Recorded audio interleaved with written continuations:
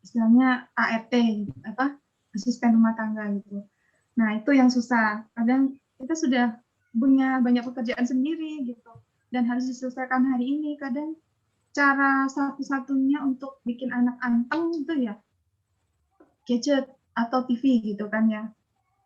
Nah, itu kadang dilema juga. Kalau misalnya ada asisten, enak. Bisa diajak main sama asisten. Tapi kalau nggak ada, nah itu yang bingung. Kadang kalau misalnya anaknya lebih dari 2, itu bisa mungkin ya disuruh lebih dari 1, bisa diminta untuk menemani bermain saudaranya gitu. Jadi dia tidak main HP gitu. Jadi diajak bermain secara fisik gitu. Itu sih Pak. Tapi susahnya kalau anaknya cuma 1, nggak ada asisten gitu ya, kita repot sendiri. Nah itu jalan satu-satunya kadang cuma itu gitu ya. Anaknya cuma 1, nggak ada asisten, ibunya cuma 1 juga Bu ya. Iya. Oke, oke. Ada lagi Bapak Ibu yang ingin memberi tanggapan atau berbagi pengalaman tentang apa yang kita lakukan pada masa PJJ yang menjadi kendala? Kita semua mengalami tentang literasi digital lah. Ya. Dan mungkin digital ini bisa media yang menarik, mungkin bisa akan mengurangi dampak dalam game yang ada pada anak-anak. Kalau media pembelajaran kita yang menarik, mungkin akan lebih fokus ke media pelajaran. Nah, jadi tugas kita bagaimana cara membuat media untuk mengalahkan anak-anak dari kecanduan game. Konten-konten digital lain yang lebih sangat menarik seperti game itu. Iya, menarik. Kalau Bapak sendiri main game nggak Pak? Suka main game? Oh, saya dulu Bu. Sekarang udah. Dulu ya. Sekarang sudah nggak ya? Enggak, waktu masih remaja, belum menikah lah Bu. Iya ya. Jadi sekarang tanggung jawabnya sudah ada yang lain gitu ya Pak ya? Iya. Lebih prioritas gitu ya. Jadi pengalaman tentang game sudah mengalami bagaimana kecanduan game ya, itu. Lepas. Ya, lepas yang dari bisa game itu gimana itu Pak? Yang melepaskan game itu hanya ada yang bisa mengalihkan Bu. Aktivitas lain yang bisa mengalihkan dari aktivitas game itu. Baik, ada yang mau interaksi lagi? Cerita sama kita? Silakan Bapak Ibu.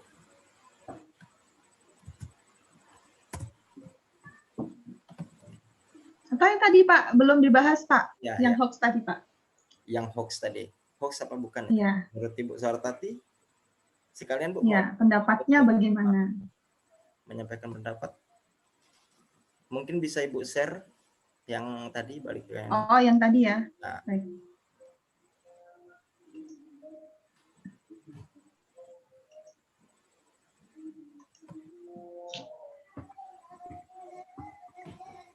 Nah, ini.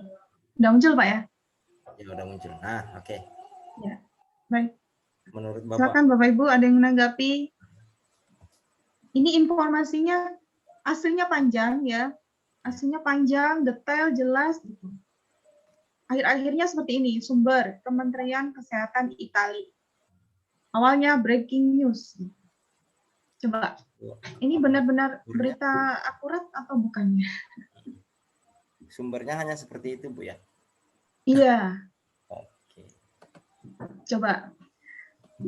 Kalau dulu ya, saya pernah mendapat visi itu konon itu dari Agim. Tahu kan ya Agim ya? Jadi artikel tentang agama gitu ya. Bagaimana beliau menanggapi suatu masalah gitu berdasarkan sudut pandang agama. Itu katanya di akhir-akhir itu ceramah Agim gitu. Nah, kemudian karena bentuknya seperti ini ya, seperti 2 ini. Jadi awal-awalnya tulisannya tausiah Agim gitu. Kemudian di sini sumber dari Darut Tauhid katanya gitu. Tapi nggak ada link link link webnya, link websitenya. Hanya seperti itu katanya dari Agi. Kira-kira itu bisa diubah atau tidak pada saat sampai ke satu orang untuk disebarluaskan ke orang lain itu kira-kira diubah apa enggak? Bisa Bu mungkin pada saat menyebarkan. Sangat bisa, soalnya sumbernya hanya seperti itu kan. Sangat bisa. Jadi seolah-olah itu dari Agi, padahal bukan. Itu bisa loh digitukan. Hanya kan disebarkan lagi, sudah diedit, bagian tengahnya kita nggak tahu. Gitu kan. Jadi, Coba kalau menurut Bapak Ibu ini seperti apa? adakah Bapak Ibu mungkin itu bukan hoax Bu karena isinya panjang kayak gitu, atau Ya, ada yang seperti itu Pak. Bukan hoax, karena ini ada penjelasan detail gitu. ya Terus bermanfaat, ada yang seperti itu. Coba. Yang diidentifikasi dulu yang mana? Kebenarannya atau manfaatnya atau bagaimana? ada Bapak Ibu yang mau menanggapi Ibu Niwayan? Kalau tidak ada nanti buat PR.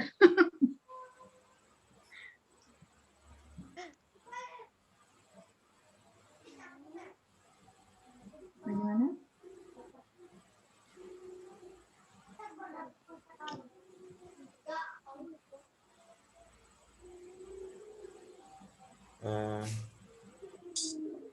Mohon maaf Ibu Nur Niwayan mau menanggapi Bu? Ya. Ibu Niwayan Norma. Silakan. Silakan Bu.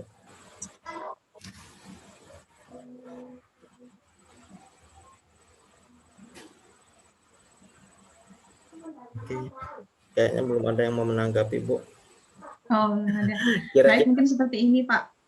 Mungkin seperti ini nanti setelah sesi ini berakhir, mungkin Bapak Ibu bisa menuliskan apa yang sudah Bapak Ibu peroleh dari paparan yang kita diskusikan hari ini, gitu Pak.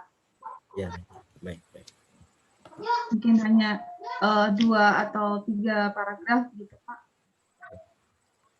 Dituliskan di mana Bu? Padlet saja Bu ya? Ya, nanti di apa istilahnya? Di link Padlet. Apa ya? Bisa. Nanti dikumpulkan ke Bapak gitu atau di grup nanti. Apa yang sebentar Bu ya? Apa yang diperoleh dari paparan sesi hari ini? Apa saja informasi yang diperoleh dari paparan sesi hari ini? Mungkin ada yang baru tahu tentang sesuatu, bisa dituliskan. Atau ada yang sudah tahu punya pendapat lain, boleh juga dituliskan. Seperti itu.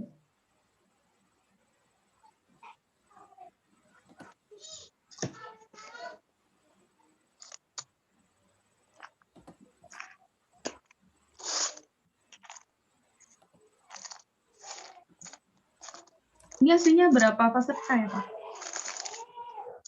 Kalau di grup 30 Bu, hampir 30-an. 30 ya. Lihat. Hampir 30-an kalau enggak salah. Ya. Jadi nanti ada 30 pendapat. Ya. Harapan kita 30 pendapat. Ya, jadi mungkin seperti ini Pak. Besok dipaparkan dari Bapak Ibu itu kesimpulannya atau apa yang hari ini didapatkan, informasi yang didapatkan hari ini bisa didiskusikan besok.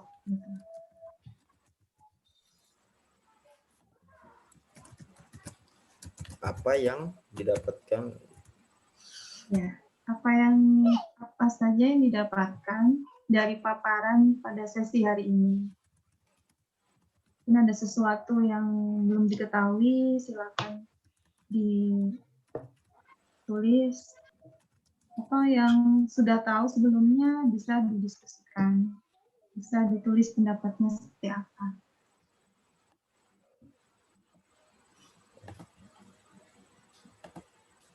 Baik. Sebelumnya Bu, bagaimana cara saya mau mungkin mungkin Ibu ada mempunyai trik bagaimana membedakan suatu informasi itu hoax atau tidak, Bu?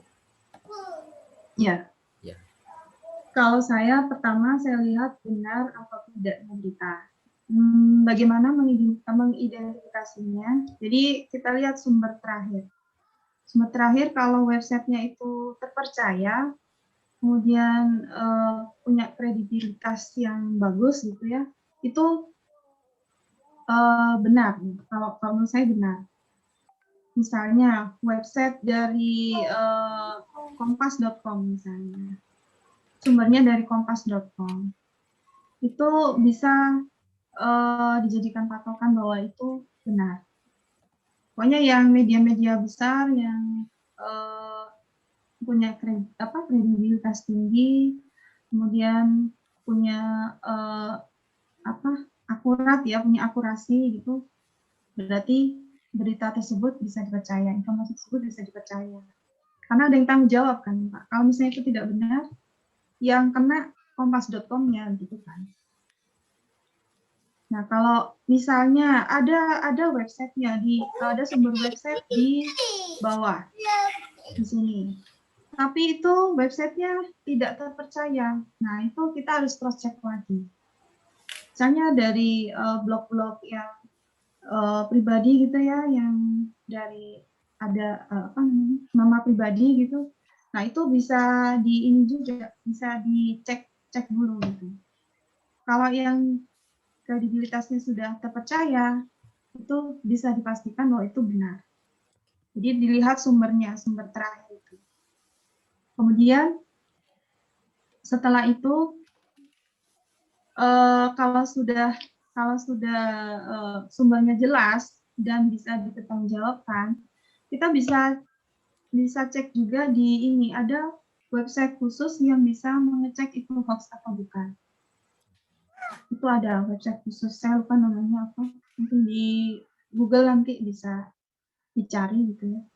Jadi di situ dicek artikelnya itu benar atau salah gitu. Itu ada seperti itu. Dicek. Kemudian isinya kalau misalnya ada yang diubah itu harus ini ya, harus diteliti gitu. Ada nggak isinya yang diubah? Jadi di cross check antara yang sumber dengan isinya. Yang di badan WhatsApp-nya itu dibaca dengan benar, ada nggak informasi yang dikurangi dari sumber aslinya, seperti itu Pak. Baik, baik. Jadi banyak Bu ya yang kita bisa mencari sumbernya. Kalau sumber hanya sumbernya dilihat. Kementerian Kesehatan Italia ya itu otomatis ya ini dipastikan nggak benar. Ini bisa kita nulis seperti ini, bisa nulis sendiri. Sumber yang bisa dihubungi seperti itu Bu ya. Ini ada sumber yang bertanggung jawab. Ya. Oke. Bapak Ibu, di kolom chat sudah saya tuliskan alamat Padlet. Jadi Bapak Ibu bisa maaf Bu, boleh saya share screen? Ya. Boleh share screen? Saya stop dulu ya. Ya. Jadi nanti Bapak Ibu klik link yang saya bagikan, kemudian akan muncul seperti ini. Nah, ini Padlet. Ini juga bisa kita gunakan sebagai media pembelajaran, Bapak Ibu. Nah, kemudian ada tanda plus di bawahnya. Ini yang berfungsi untuk menambahkan judul atau ulasan kita. Jadi kita bisa menulis nama di sini, nama Bapak Ibu, misalnya Khairul Ardi, baru tanggapannya seperti apa. Seperti itu. Di sini ada tulisan apa saja yang didapatkan dari paparan hari ini, misalnya etika dalam bermedia sosial, misalnya saat 1, 2-nya apalagi, dan seterusnya. Oke, silakan Bapak Ibu dituliskan. Nah, ini juga bagi Bapak Ibu yang ingin menggunakan Padlet sebagai media sosial, bisa menuliskan padlet.com, nanti membuat akun dan bisa digunakan media seperti ini, media presentasi Ibu ini. Bapak Ibu. Mungkin ada juga Bapak Ibu yang sudah mengetahui. Oke, baik. Silakan Bapak Ibu untuk menulis di Padlet, link yang telah saya bagikan di kolom chat, pendapat Bapak Ibu. Kita akan memantau ini Bu. Untuk kegiatan hari ini jangan lupa membuat nama Bapak Ibu agar kami bisa mengetahui siapa saja yang sudah menuliskan, siapa saja yang belum. Baik. Terima kasih. Kita tunggu atau bagaimana Bu ini? Mungkin nggak usah ditunggu. Oh, nggak usah ditunggu. Oke.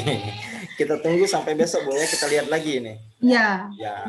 Jadi pada saat sesi selanjutnya bisa dibahas sedikit gitu Pak. Baik. Baik. Oke.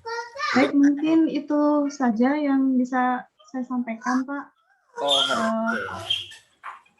Ya. Oke Bapak Ibu, mungkin itu yang paparan dari Bu Dona. Kalau ada pertanyaan silahkan dituliskan di kolom chat, atau jika ingin menanggapi secara langsung, berbagi pengalaman secara langsung, silakan buka mikrofonnya dan berbicara secara langsung. Sambil kita nunggu Padlet kita yang terisi tugas hari ini, presentasi Bapak Ibu sangat diharapkan di sana. Kemudian yang ada yang tadi Pak Gunadi ya. Pak Gunadi masih ada? Ini pesertanya oh ya Pak Gunadi. Pak Gunadi kalau belum masuk ke grup WA bisa nanti masuk ke, saya kirimkan nomor saya, nanti di chat saja Pak ya. Nanti saya masukkan Pak. Siap Pak, terima kasih. Ya, sama-sama.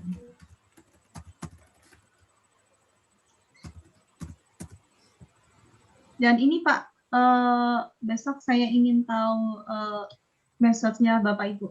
Oke. Karena nanti kan berkaitan dengan mengisi konten dengan konten yang bermanfaat gitu. Jadi Bapak Ibu diminta untuk men-sharingkan media sosial, atau bisa dipoto Bu, masukkan di Padlet tadi bisa? Iya, ya. Bisa langsung di Padlet untuk memposting atau menampilkan media sosial Bapak yang Bapak Ibu punya. Boleh apa saja boleh. Atau mungkin alamatnya saja boleh Pak. Ya, atau alamatnya saja boleh. Nanti kan kita isi bersama-sama dengan konten yang bermanfaat gitu. Karena kita semua nanti praktek. Gitu. Akhirnya kita akan praktek. Iya.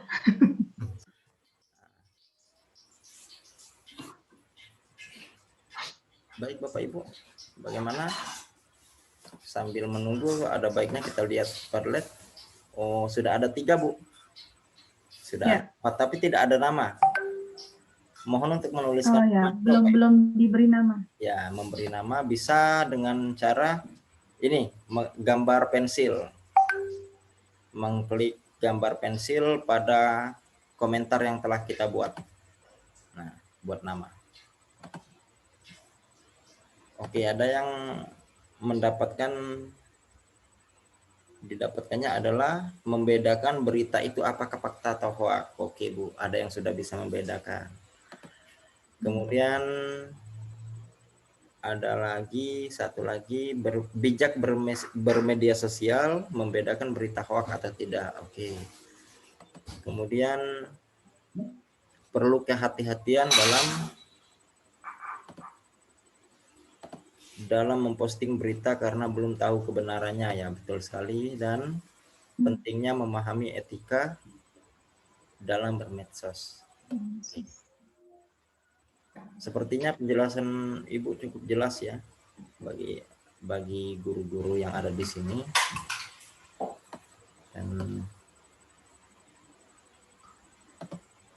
Ibu ini banyak yang terlempar karena kondisinya di daerah kebanyakan mati lampu. Kalau mati lampu itu sih gitu ya. Iya.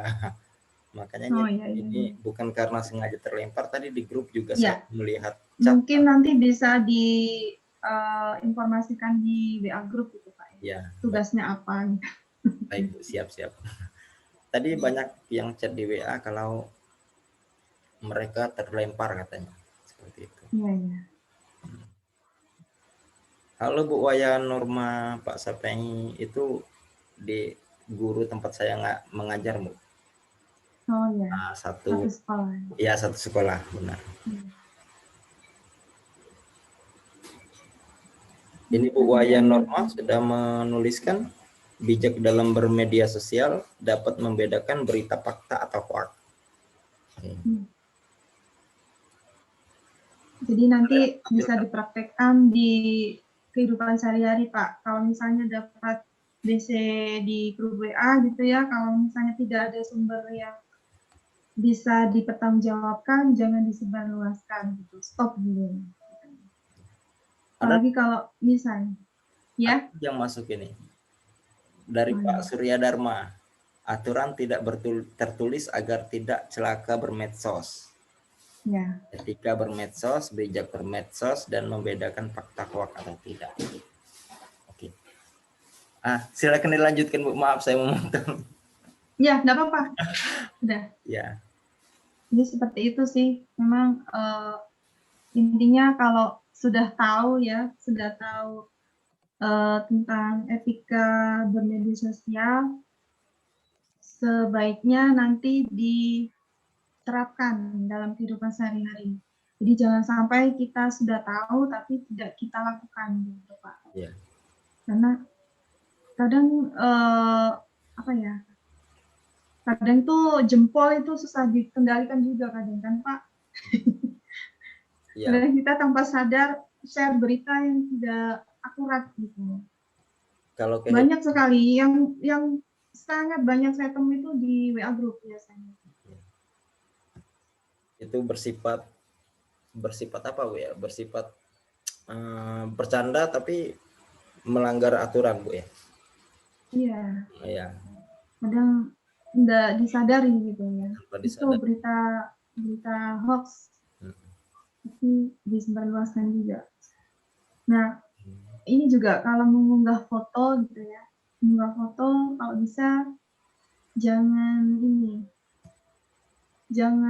terlalu bebas gitu. Maksudnya ada kan ya Pak pada saat terjadi suatu peristiwa gitu, misalnya kecelakaan gitu. Kadang orang tuh iseng kan foto korban kecelakaan gitu ya, berdarah-darah gitu kan. Kadang kemudian dia punya infonya kemudian disebarluaskan di WA gitu.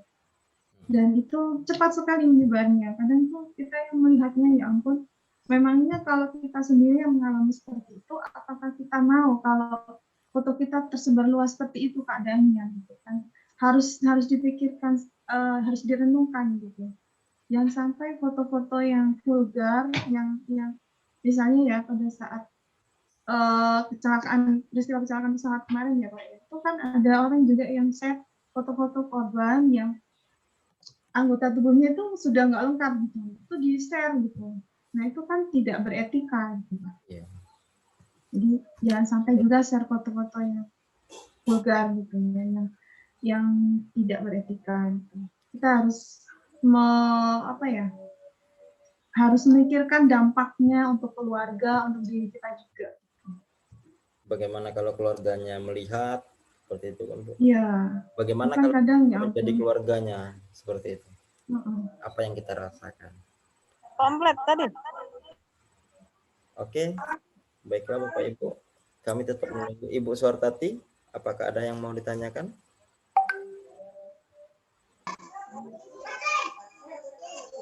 Kami mengingatkan kembali untuk mengisi daftar hadir bagi yang belum mengisi daftar hadir. pastikan nama dan gelarnya sesuai karena ini akan menjadi acuan kami dalam membuat sertifikat nantinya.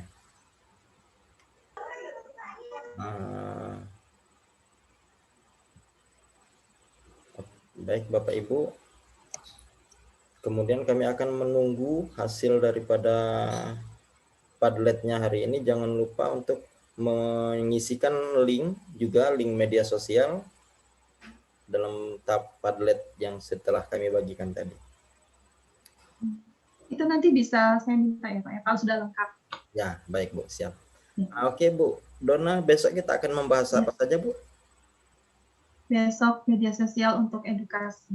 Oke, baik. Jangan sampai ketika Lebih dalam lagi. Ya, dalam lagi. Kalau hanya hari ini hanya etika Ya, bersosial hanya media, dasarnya. literasi media sosial. Kalau besok kita akan lebih fokus ke apa yang profesi kita. Ya, Ya, betul Bu ya. Sepertinya waktu kita sudah hampir habis. ya. Bapak Ibu, kalau ada pertanyaan silakan. Nanti materi hari ini akan kami share di grup WA. Dan tugas-tugasnya juga akan kami share di grup WA. Ya, mungkin saya sebagai fasilitator, apabila ada kekurangan, saya mohon maaf. Dan semoga apa yang saya paparkan dari awal sampai akhir tadi ada manfaatnya, kemudian ada yang bisa dipetik, ya, ada pelajaran, ada hikmah, kemudian semoga bisa diterapkan dalam kehidupan sehari-hari Bapak. Sepertinya Pak Sudirman akan menyampaikan sesuatu. Silakan Bapak.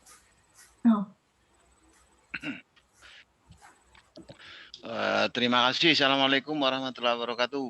Waalaikumsalam. Ibu Donna dan Pak Ardi, dalam kesempatan ini saya sampaikan dari awal tadi saya sudah mengikuti apa yang sudah disampaikan oleh Ibu. Itu terjadi di kehidupan kita sehari-hari di masa-masa sulit seperti ini.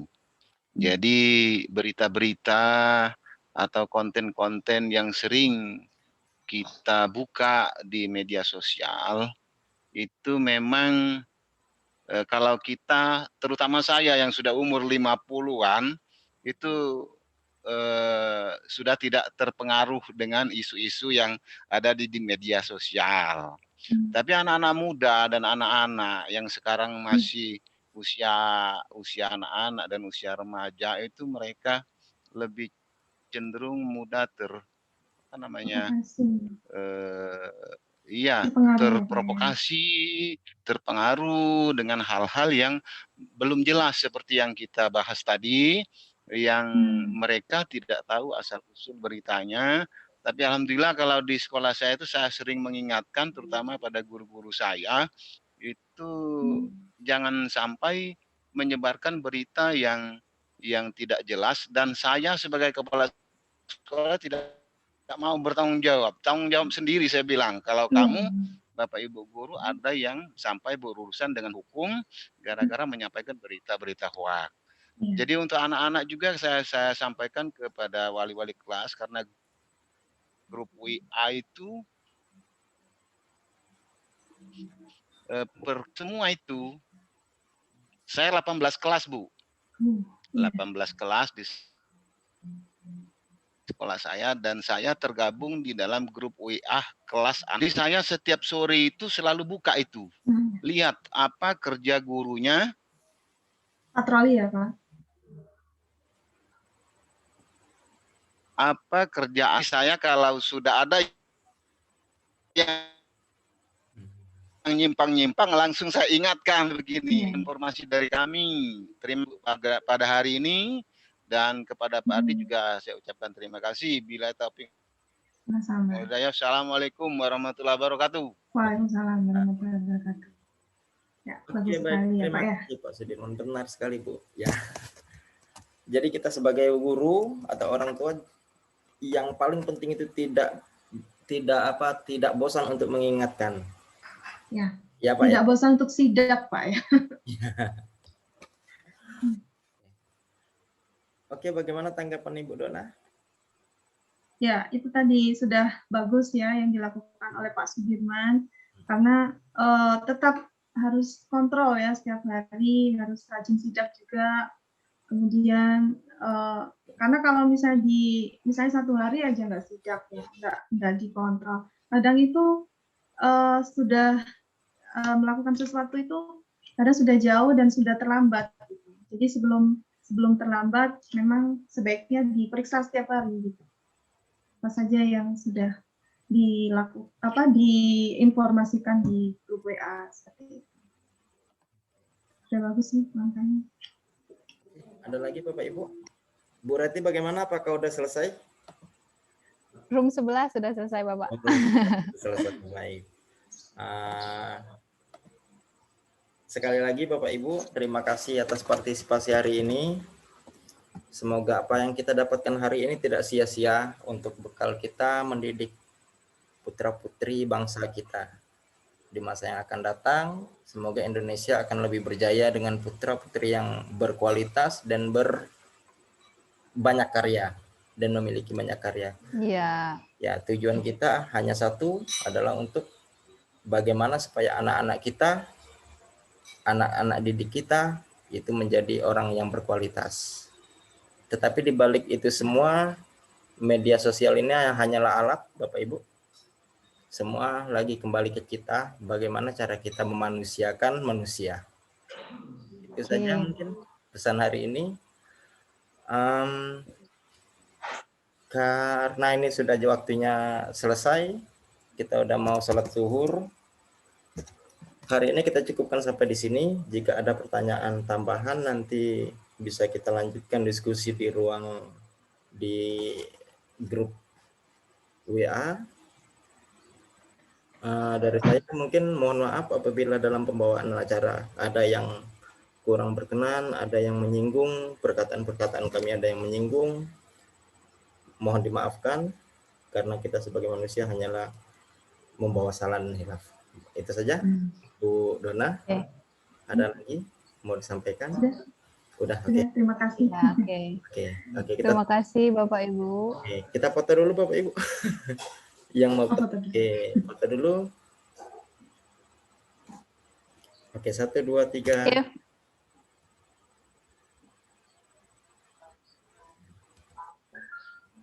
Baik. Bapak Ibu besok tolong namanya di rename ya. Di rename itu kelas yang Bu Dona itu di depannya dikasih huruf B. Jadi tidak ada kendala seperti tadi pagi itu Bu. Wah, pesertanya susah. Oke, terima kasih Bapak Ibu sudah bertahan sampai jam 12 ini. Bu Dona terima kasih untuk materinya hari ini. Sampai ketemu lagi besok.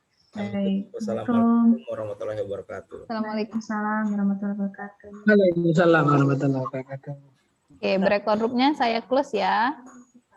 Bapak Ibu silakan leave dari Zoom meeting-nya. Kita live nggak, Bu? Belum. Nanti.